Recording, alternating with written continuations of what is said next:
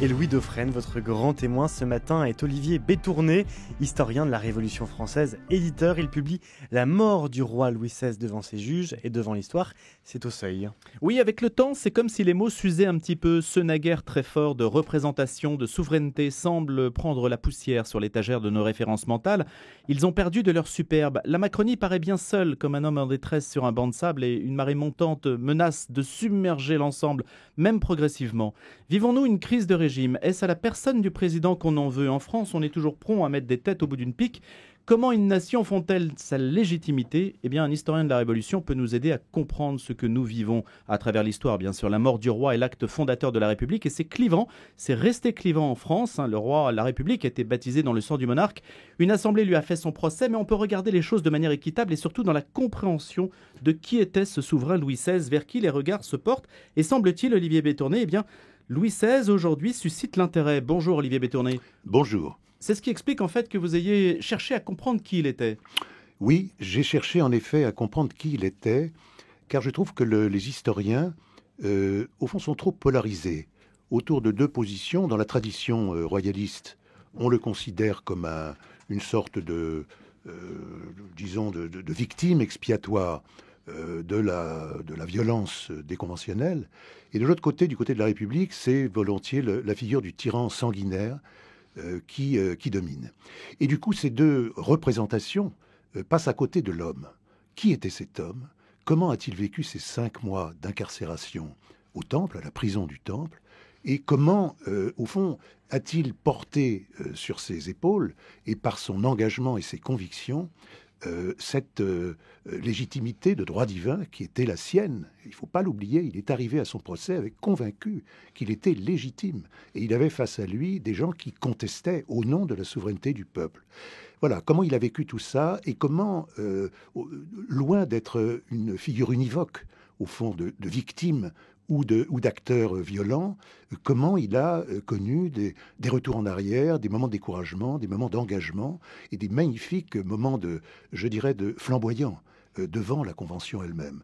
Car il n'a pas du tout été une victime passive de son procès. Il l'a assumé, dans un premier temps en tout cas, et dans un deuxième, il s'est en quelque sorte évadé en Dieu dans des conditions qu'on abordera peut-être tout à l'heure. Vous allez nous le dire justement avec son confesseur et l'heure et demie qui le conduira du temple jusqu'à l'échafaud est un grand moment spirituel. C'est un moment très très étonnant. Pour camper la situation de façon très synthétique, disons que dans la première moitié de son procès, disons entre novembre qui a duré 4 mois. Oui, qui a duré 4 mois. Alors, l'instruction commence en octobre. C'est pour ça que je disais 4 mois. Mais les débats, proprement dit, s'ouvrent à la mi-novembre. Immédiatement après, au moment de sa première audition, il arrive dans un état d'esprit extrêmement conquérant.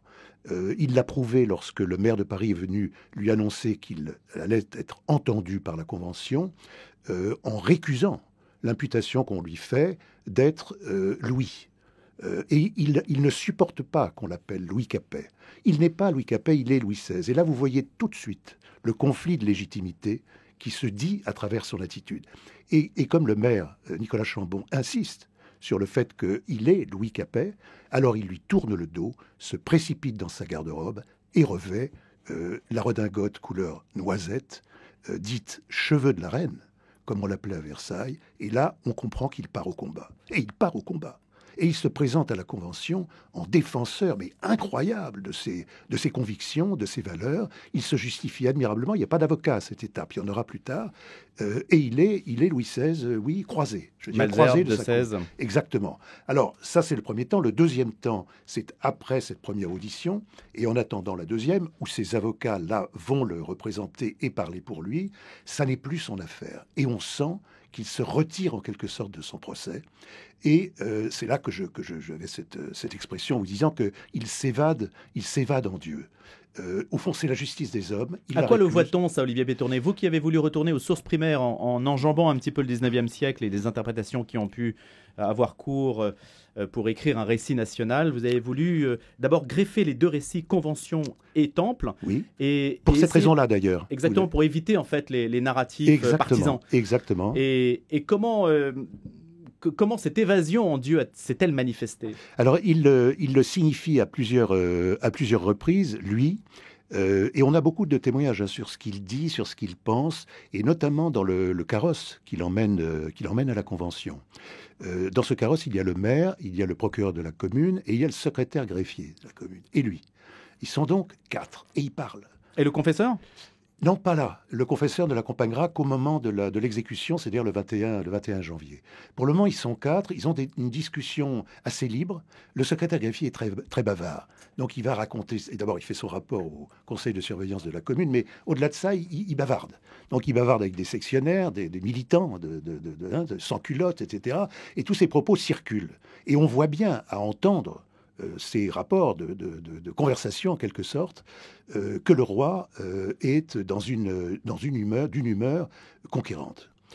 Par parenthèse, il y a un autre élément, et c'est là que l'historien est amené, à partir des sources primaires, à interpréter les choses. Mais l'interprétation est structurale, c'est pas simplement un événement qui est considéré, mais un ensemble d'événements.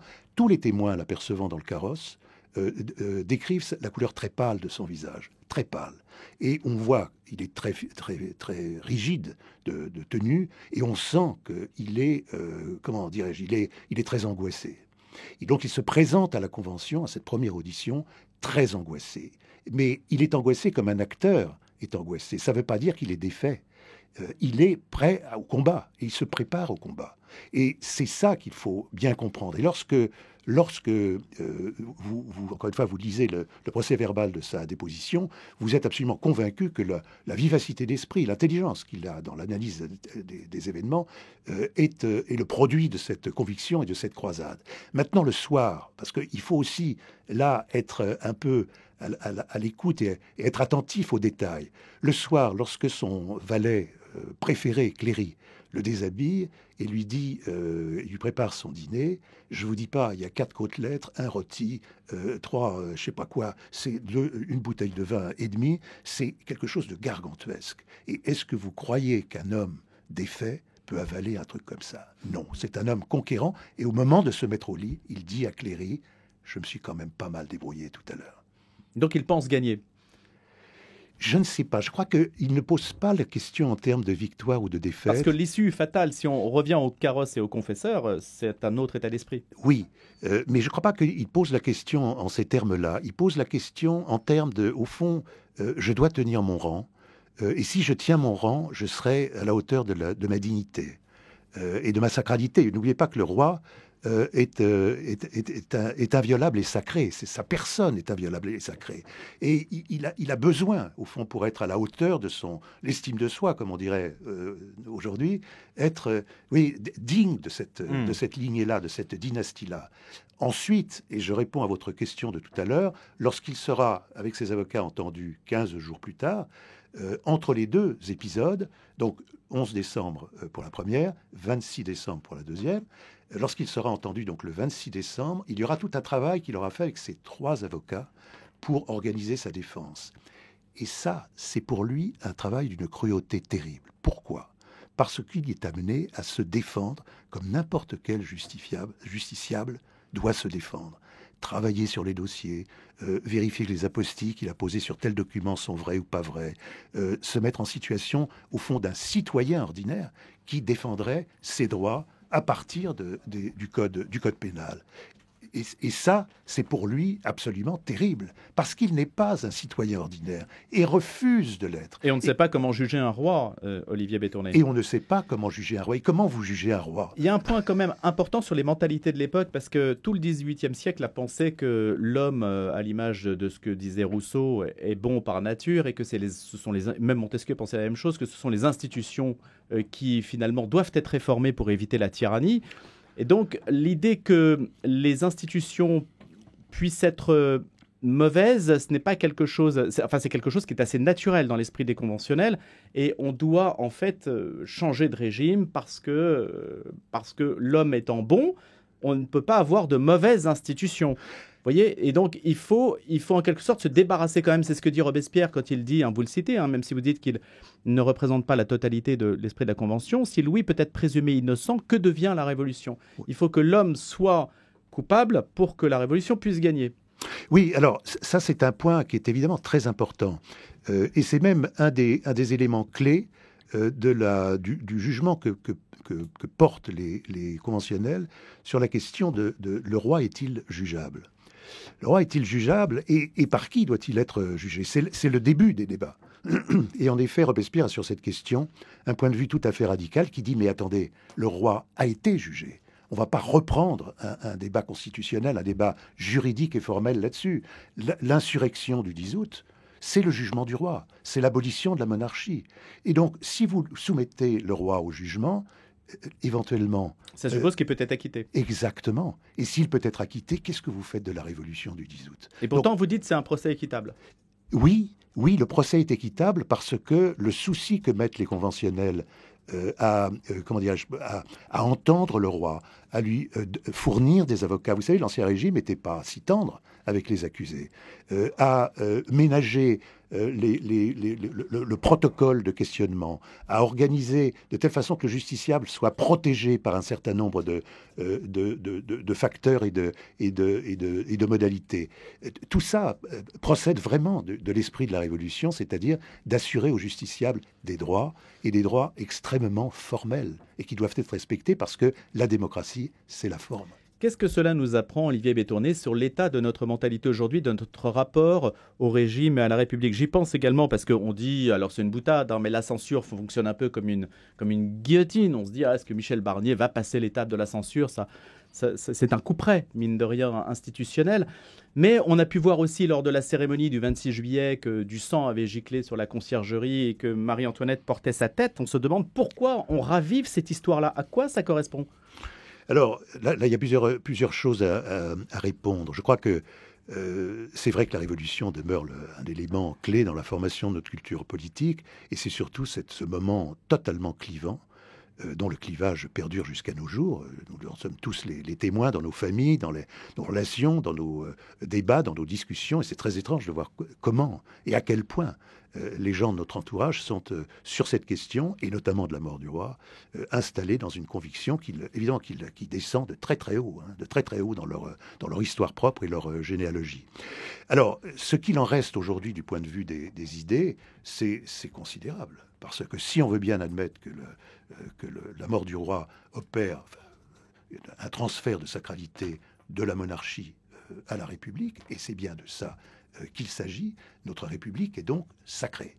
Elle est sacrée, par ce fait-là. Alors qu'on le soit pour, qu'on soit contre, c'est pas la question, mais elle est sacrée. Et les cérémonies d'intronisation le montrent. Alors voilà, et c'est là que je voulais y venir. Il y a eu, à mon avis, c'est pas à mon avis, mais c'est évident, un léger contresens sur cette figure magnifique je crois que Patrick Boucheron a initié en tant que conseiller de la cérémonie d'inauguration des Jeux Olympiques, de cette Marie-Antoinette portant sa tête.